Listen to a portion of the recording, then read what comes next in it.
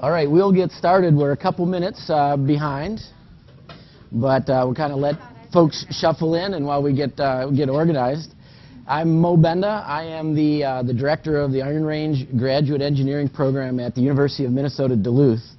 And if you don't know UMD, we're my bulldog. We're national champions in football, national champions in women's hockey, men's hockey, and in the last year we just had a Nobel Prize winner. How cool is that, in chemistry?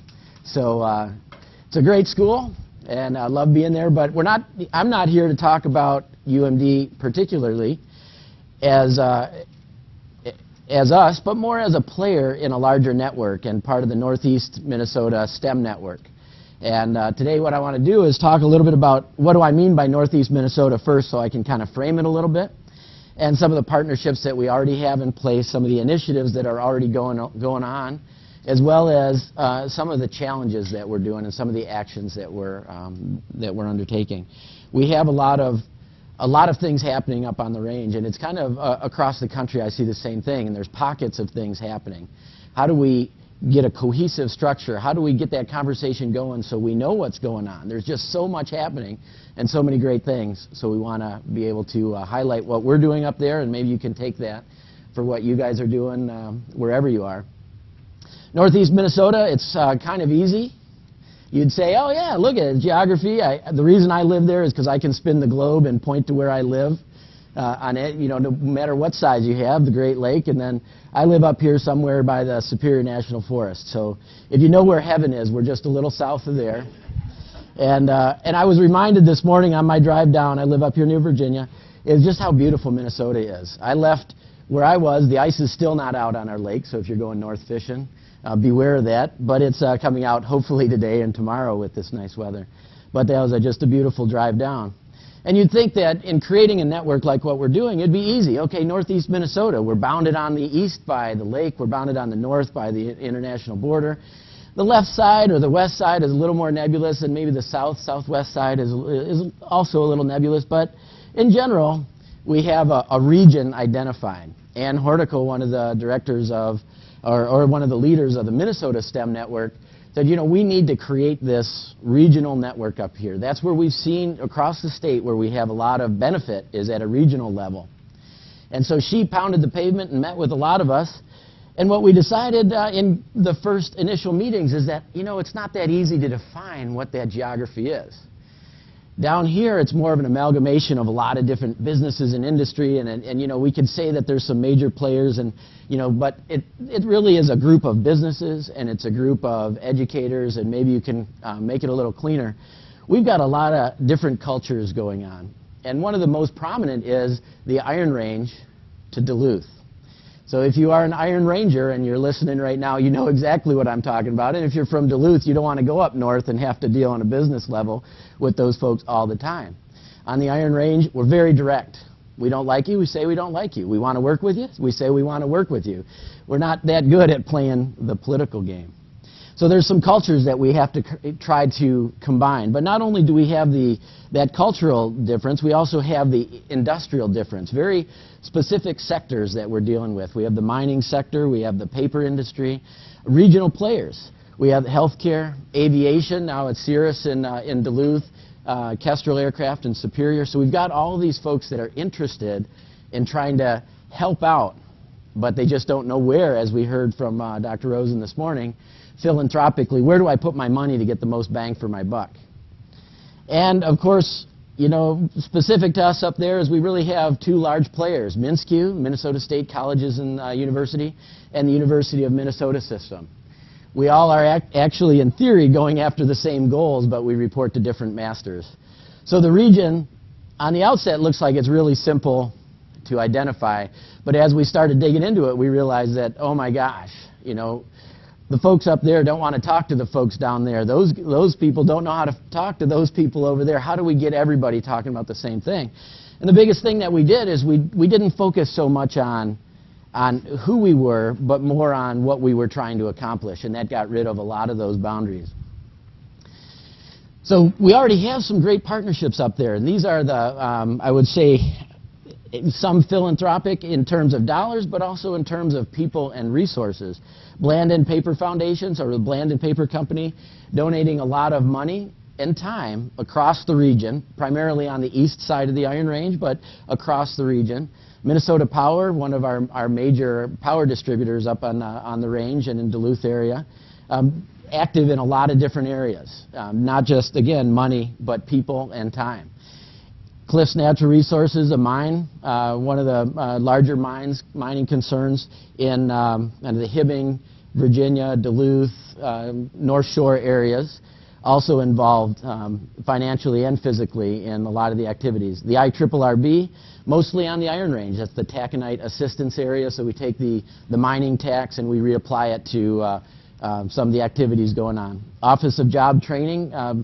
The reason that I got involved in the network is because of the executive director of the Office of Job Training calls me one day and says, "Hey Mo, you need to do this. You need to be the leader of this. You need to." I'm like, whoa, what are we talking about? And I'm like, yeah, you know, because we all have these great things that we want to try to do. And of course, she was just roping me into a great activity. It was not necessarily that I was the one, but more that UMD needs to be involved. And that's the way this network developed, that grassroots that we were talking about before. But they're engaged not only with their mission to try to train folks for jobs, but also in physically of the volunteers that they have. Everywhere you go, you find that the same folks are showing up at the table. And we also have some very active chambers of commerce. Not all the chambers up on the range and in Duluth, Two Harbors, North Shore, are that active, but these three in particular, Grand Rapids, Hibbing, and Duluth, have been exemplary from their leadership level through their organization. So some of the great initiatives that we have these little pockets. The Engineering Advisory Committee is a group, it's a successful group of businesses that are interacted at a local high school, and they've created this ability to find out how they can change the curriculum. But again, locally in a tiny, small area.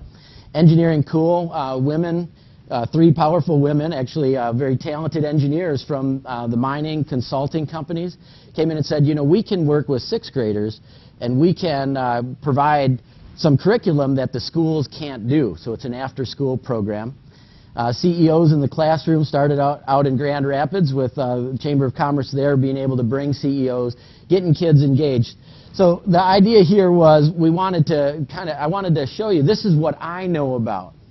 And when we started visiting with all the folks that were coming to these network meetings, it was, well, this is what Mo knows about. What else is happening? We don't know. And we need to get together and start that conversation, because I'm finding that the same folks are on this side of the table and the others that are on the other side of the table just change. I had one day where I had 3 meetings, one on teleconference and 2 physical meetings, where I had the same folks volunteering and giving of their time and money on the right side of the table, just different players on the left side. And as Dr. Rosen said this morning, is that the industry is looking for, how can I maximize the benefit that I get out of the dollars that I spend? And they're saying, I'm doing the same thing in a lot of different locations, and it isn't just money, it's time and resources. So how do I leverage that? And we really need to be able to find a way to maximize that. Green Inventors, the Iron Range Partnership for Sustainability, is working kids from 5th grade all the way up to high school on invention. Path to Aviation down in Duluth. The Duluth, she's going to be really mad at me that I'm drawing a blank on her company. Duluth, it'll come to me because her logo's in the next slide. But she created a curriculum for 5th graders so they can actually apply that. How do I get excited about flying and the science of flight? First Robotics, we know those, and some science fairs that UMD is hosting. So we said, okay, we're going to create this. We want to get everybody together, all the stakeholders together. Ann Hornicle went up and she mentioned this morning, she met with 350 stakeholders across the state. She met with quite a bunch of us up there on the range. And the way she did it was she would identify us and say, okay, who do you know that would be interested in a network like that? Selling the vision. So we created this ad hoc leadership team. And that was a group of about 15 people who get on teleconference or physically meeting. And we say, let's get everybody on the range together, on the range across the northeast Minnesota. Spoken like a ranger. I'm sorry. Sorry, Duluth. Okay, anyway, we want to get everybody together that is involved and that's interested in trying to change what we're doing, how we're doing it, and help improve STEM across this region. And so we invited those folks and we created this meeting in the end of November. It was a morning meeting, 8:30 to noon. And we had about 100 or more stakeholders. 22 schools showed up, 13 businesses were represented, 11 agencies. We had a panel discussion with some folks talking about successes, opportunities that they see, things that are going on. And our take-homes from that was the schools were saying, you know what, whatever we do, we got to keep it going. Because I'm tired of something starting and not finishing. Let me rephrase that. I'm tired of things starting and then going away, and I don't know what happened to them. So we got to keep the visibility and sustain it. We need to continue this conversation with this group of folks. But they can't, we can't, all of us can't get together on a monthly basis for another meeting. We need an inventory. What are we doing? What is going on in this region? What's happening? What are the best practices? What are things that you've tried that haven't worked? Because we're all reinventing some of the same things. And it's, you know, we need to be able to leverage our resources a little bit better. We have to make sure that whatever we're doing in the high schools, in the colleges, all the preparation that we're doing in the adult education, we want to make sure that the employer is connected to say, yeah, what you're doing is working because I'm getting the talent that I need and I don't have to retrain them once they get here. And we mentioned, I call it the liberal education. The educators amongst us will shoot me for this, but getting art into STEM. Getting that creativity and that innovation and still being able to express ourselves and not forget that. And oftentimes when we think of STEM, that's what we're doing, is we're like, oh yeah, it's all engineering, it's all math, that's what we get excited about, and we can forget that we want innovation. And we wanted to instill lifelong interest, and then we came up with, leaving that meeting, a first run of what a network like this could accomplish. We went into it, many of them showed up just because of contact, saying, hey, you need to come to this meeting because you're a player, you're a stakeholder. And they left that meeting saying, wow, let's keep this conversation going. I want to be a part. I don't necessarily want to lead it, but I want to be a part and I want to make sure that my voice is heard. So we had a bunch of people show up, and I could spend a lot of time on this, but this is essentially the smattering of the businesses, all those industries, all the schools, all the formal and informal educators that I was mentioning earlier. And one of the comments that I was found as a great take-home was this coat of arms. And I'm crossing my arms for those on the webcast, pointing at, it's not my fault, it's somebody else. And Dr. Rosen mentioned that earlier, is it's always the one before. The university says the community colleges aren't doing it, the colleges saying the high schools aren't doing it, high schools are looking at the elementary going, elementaries are going, what? We're just doing the best we can. And you know what I found is that that's not, you know, the best we can is absolutely what's happening. It's happening everywhere. The colleges are doing the best they can. The community colleges the best they can, the high schools. And you see some great people doing some great things, but they're not talking to the university saying, what am I not giving you? The university, what am I not giving you to the employer, etc. And this opened up this conversation. So that's just at the, on the education side. But you can see some of we had high schools, colleges, grade schools, so engineering firms, mining companies, Minnesota and some Wisconsin companies. So there are a lot of folks that came to the table wanting to hear what was going on and be a part of that. And these weren't just folks at my level, you know, the low-level folks. These were the CEOs, the deans, the associate deans, the leaders, the teachers, the principals, the superintendents, the folks that really are engaged, they have a stake in making sure that STEM education works going forward. And when we concluded the meeting, they didn't run back to their low-stress job. They stayed and they continued that conversation with the folks next to them. So the networking was a huge part of what we set out to do, and was a huge part, a result of that day. They said, we want to keep doing it. And we said, you know what, we can't have all 100+ folks get together, not especially at this level. Let's create a leadership team, but from Ann's experience, we have to make sure that we get every sector involved. Industry, education, informal education, youth development, and also our geography. Make sure that everything's represented, even though, yeah, we have to make sure everybody's there talking and are saying the right things, hearing the right things, and can get their words in edgewise. This is something that specifically you'll have to define for your area. How do I get all the right players at the table. So we had to spend some time doing it. We offered up at that larger meeting, the November meeting. We said, who wants to be part of this leadership team meeting, or leadership team? And many came back and said, yeah, I'd be interested.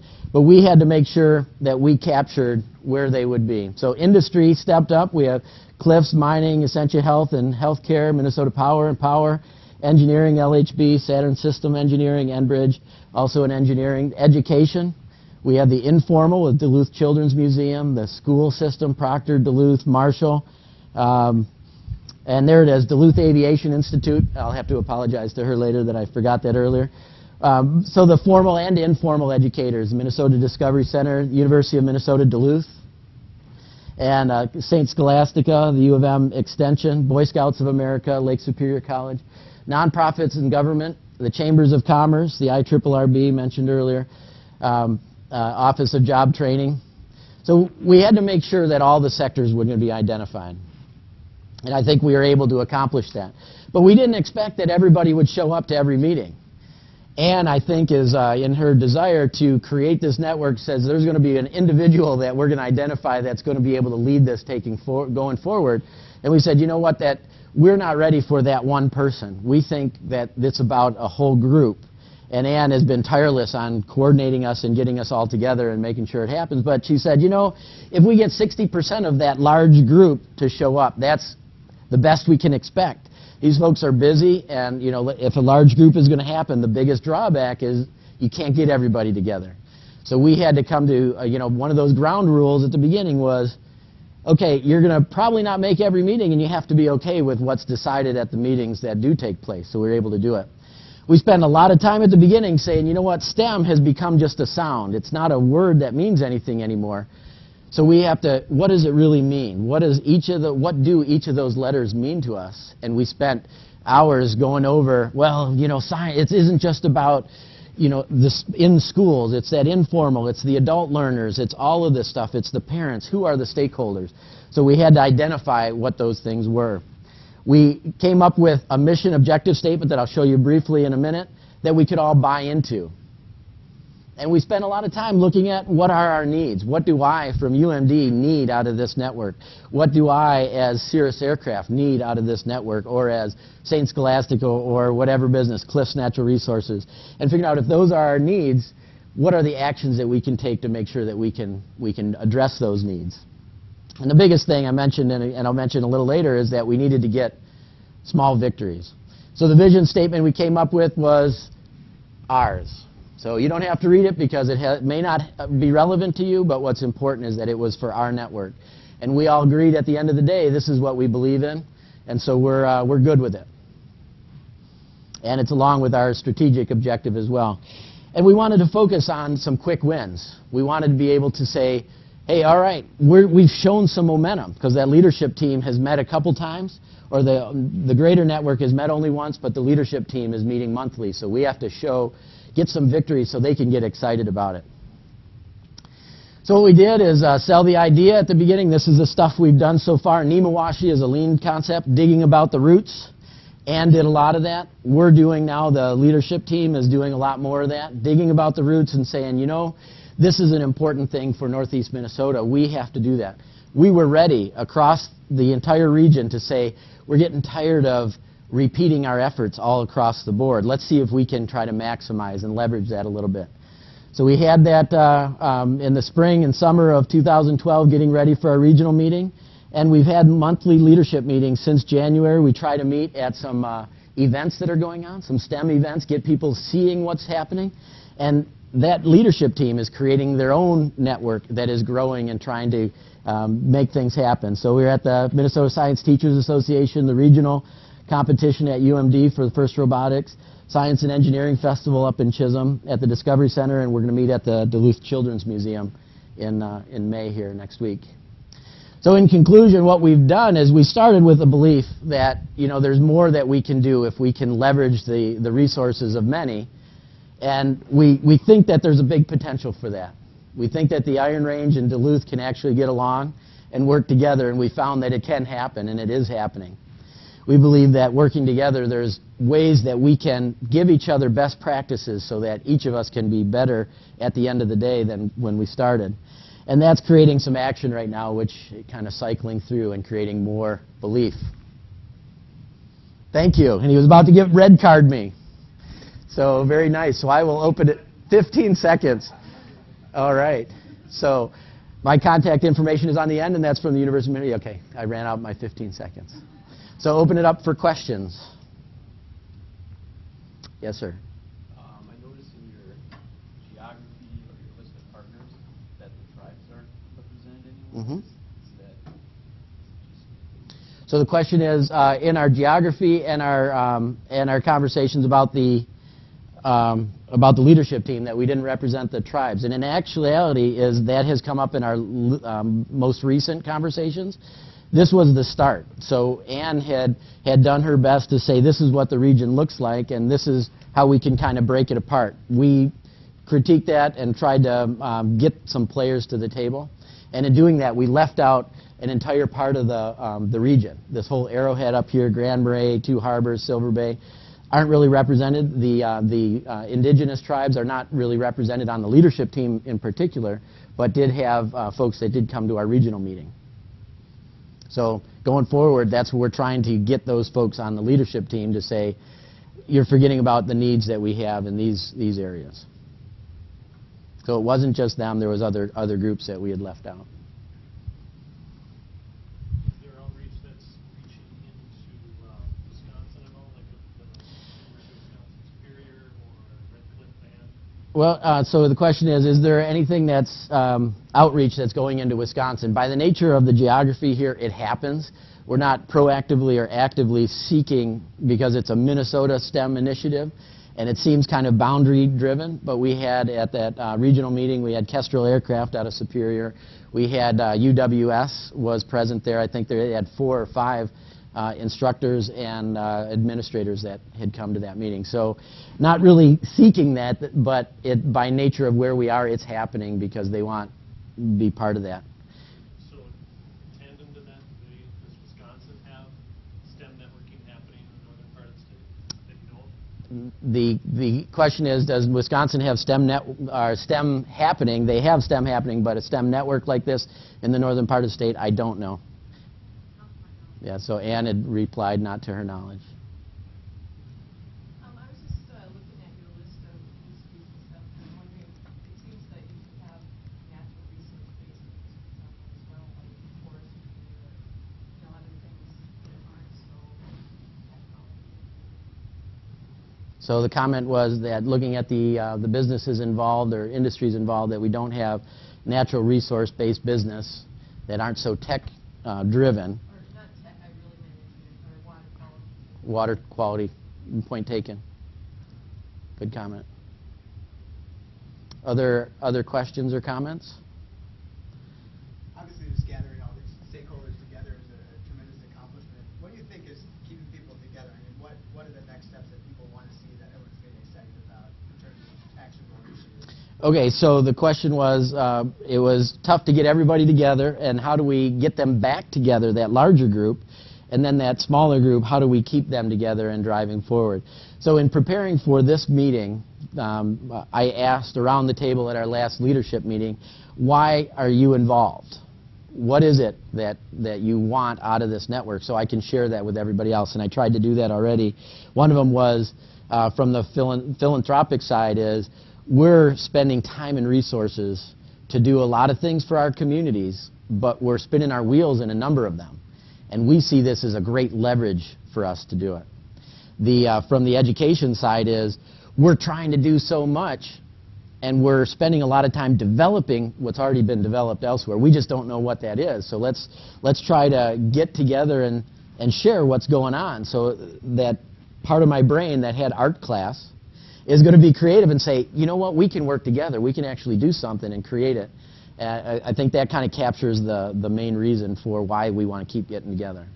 Can you give me an example of maybe like an unexpected relationship leadership or synergy or program expansion or something that's come out of this so far? Or? So an example of an unexpected program relationship. So the Children's Museum and the I think it's the Boy Scouts of America. I think they were able to say, hey, we got a way that we can get together and do some things on an informal basis that we wouldn't have thought of before. So at the university level, we're being able to say, you know what, we have a conversation or an avenue now to be able to talk to the community colleges and their community colleges and high schools about, you're saying you're doing what we need. Do you know what we need? And it created that avenue to say, this is what we need. This is what we see your students from your high school coming to us with. Oh. And they're able to start tailoring their curriculum to better meet what that is. So, kind of, I think, a simple example.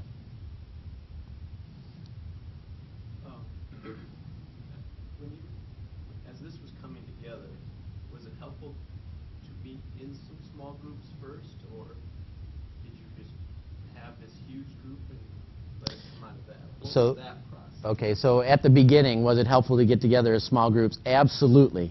So that big group didn't happen because we sent out a bunch of emails and invited people. As I had mentioned, Ann had been tireless on her cruising around the range. I think it was at least 10 trips. There was a lot where she would say, you know, Mo, I want to get together with some people over in Grand Rapids. Can you get them together?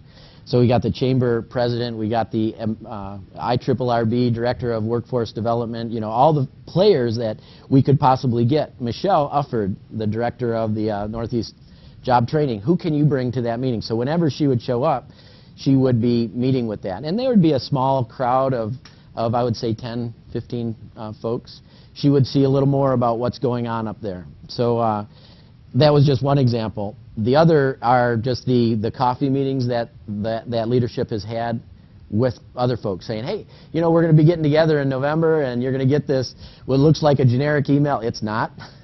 And we're going to be talking about things that can affect us big time. And we'd really like to have you there because your input is valuable. And so that grassroots, and that's that Nemawashi concept of just digging about that and just saying, okay, we really would like you there at the table because we don't want to miss what you have to say. That was super helpful. So was your leadership committee kind of being developed at that stage, or did that come out of the big meeting?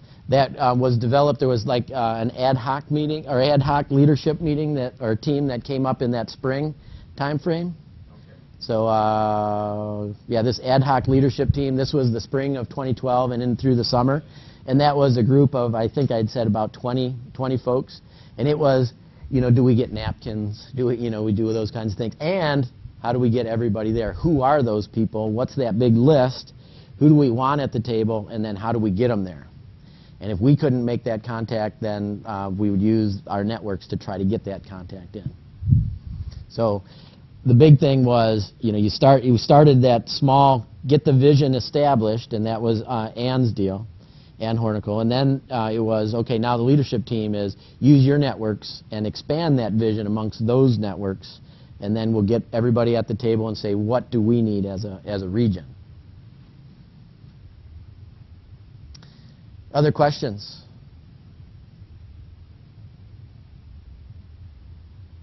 No? One question, yeah? Well, just a comment about the process. I think that I was at that meeting, the one right there with everybody sitting around. Mm-hmm.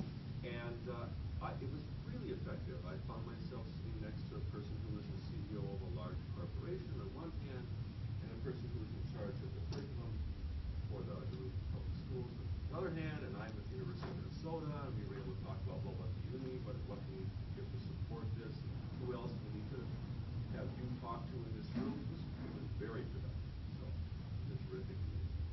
All right, well, thanks for that comment. And, you know, we have to follow up with, because that leadership team group has been meeting monthly, and we have to get that larger group back together for that sustainability portion. And we're working towards that to have another November meeting. So it'll be great to get them back together.